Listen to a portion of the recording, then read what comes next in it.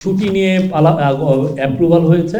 আগামী বছর এক্সিকিউটিভ আদেশ এবং সাধারণ নির্বাহী আদেশে এবং সাধারণ ছুটি হচ্ছে মোট 28 দিন ছিল, কিন্তু তার মধ্যে 9 দিন হচ্ছে শুক্র শনিবার, সেই জন্য অ্যাকচুয়াল ছুটিটা হবে যেটা উইকডেতে পড়েছে সেটা হলো 17 দিন।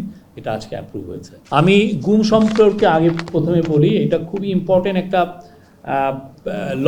আপনি জানেন যে শেখ হাসিনার সময় বাংলাদেশে হাজার হাজার ছেলে মেয়ে গুম হয়েছে। তার মধ্যে গুম বিষয়ক যেটা কমিশন করা হয়েছে সেখানে কমপ্লেইন্টের সংখ্যা প্রায় 2000, এবং ওই গুম কমিশনে যারা 5 জন যারা কমিশনের মেম্বার আছেন তারা তাদের রিপোর্টে বারবার বলছেন যে এটার সংখ্যা 4000-এর উপরে হবে, বিকজ যারা এসে তাদের কাছে রিপোর্ট করছেন গুমের, এইটার সংখ্যা দেখা যাচ্ছে যে এটা তারা বলছেন যে তাদের যেই সমস্ত নাম ওরা বলছেন তাতে এটা স্পষ্ট যে এদের সংখ্যা 4000-এর উপরে হবে।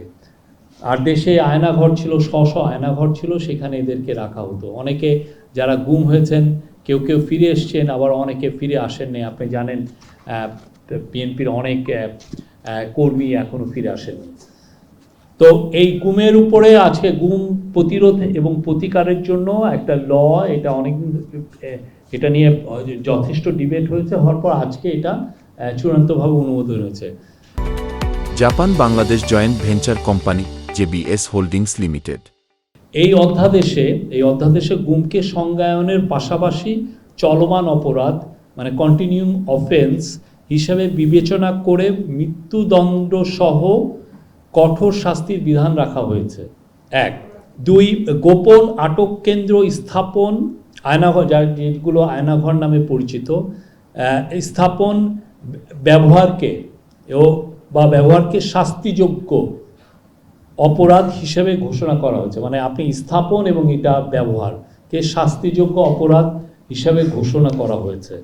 3, জাতীয় মানবাধিকার কমিশন গুম সংক্রান্ত অভিযোগ গ্রহণ ও তদন্তের কমিশনকে গুম সংক্রান্ত অভিযোগ গ্রহণ ও তদন্তের ক্ষমতা প্রদান করা হয়েছে। 4 হচ্ছে খসড়া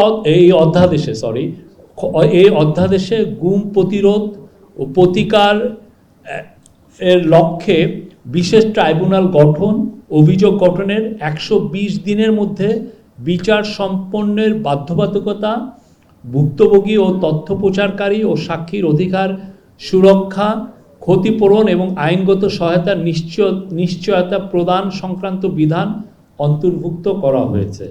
5, এছাড়া গুম প্রতিরোধ, প্রতিকার ও সুরক্ষার উদ্দেশ্যে তহবিল গঠন এবং তথ্য ভাণ্ডার প্রতিষ্ঠার বিধানও সংযোজিত হয়েছে।